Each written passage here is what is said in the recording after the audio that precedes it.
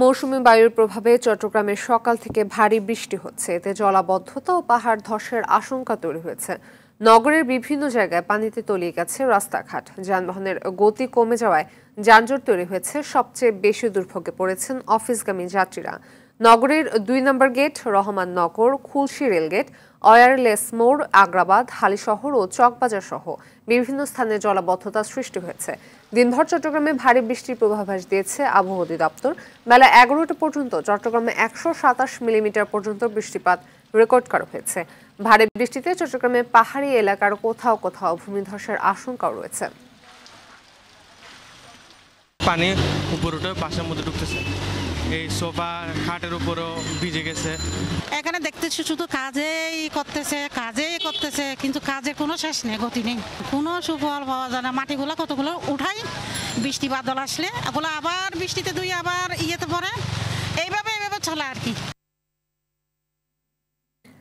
দর্শক, চট্টগ্রাম থেকে সরাসরি যোগ দিচ্ছেন সহকর্মী সাইফুল মাহমুদ। সাইফুল, নগরীতে কোন কোন এলাকায় জলাবদ্ধতা দেখা দিয়েছে? এছাড়া নিরসনে কর্তৃপক্ষের কি উদ্যোগ দেখছেন?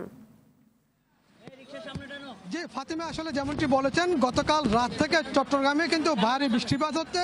এই বৃষ্টিপাতের কারণে কিন্তু চট্টগ্রামের বেশিরভাগ নিম্নাঞ্চল কিন্তু এই মুহূর্তে কিন্তু পানিতে তলিয়ে গেছে। এবং আরেকটা বিষয় জানিয়ে রাখি, বৃষ্টিপাতের সাথে সাথে কিন্তু সাগরের জোয়ারের পানি কিন্তু আসলে এই মুহূর্তে একেবারে উঠেছে, যার কারণে জোয়ারের পানির কারণে বৃষ্টিপাতের পানি নামতে পারতেছে না, যার কারণে জলাবদ্ধতা সৃষ্টি হয়েছে আরও বেশি। এবং চট্টগ্রামের বিশেষ করে আমরা যেই জায়গাটিতে এই মুহূর্তে দাঁড়িয়ে আছি, এটি হচ্ছে চকবাজার। এই জায়গাটি সবসময় কিন্তু তলিয়ে থাকে।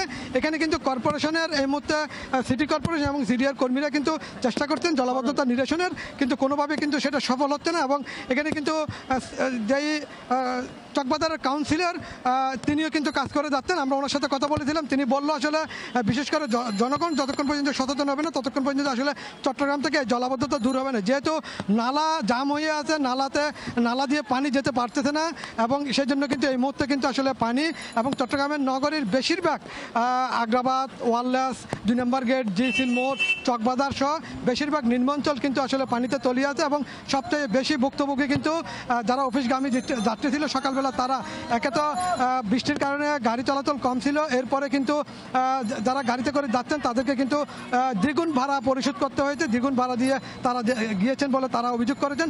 তবে এই চকবাজার এলাকাটাতে কিন্তু আসলে সবসময় পানি লেগে থাকে, এটি কোনোভাবে কিন্তু এখানে আসলে নিরসন করা যাচ্ছে না। এবং অনেকের বাসা বাড়িতে এবং রান্নাঘরে, মার্কেটের ভিতরে কিন্তু পানি রয়েছে, কোনোভাবেই কিন্তু আসলে এটা কবে নাগাদ আসলে এখান থেকে মুক্তি পাবে সেটা বোঝা যাচ্ছে না।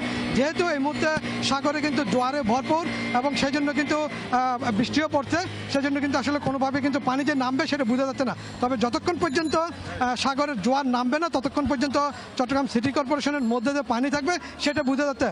আমরা আবহাওয়া অধিদপ্তর থেকে যেটা জানলাম সেটি হচ্ছে যে গত ২৪ ঘন্টায় চট্টগ্রামে ১২৭ মিলিমিটার বৃষ্টিপাত রেকর্ড করা হয়েছে। তবে কবে নাগাদ আসলে জনগণ এর থেকে মুক্তি পাবে সেটাই প্রত্যাশা করছেন। জনগণের প্রত্যাশা খুব দ্রুত যাতে জলাবদ্ধতা থেকে তারা মুক্তি পায়। ফাতিমা, এই ছিল জলাবদ্ধতা নিয়ে আমার কাছে সর্বশেষ সংবাদ। ধন্যবাদ।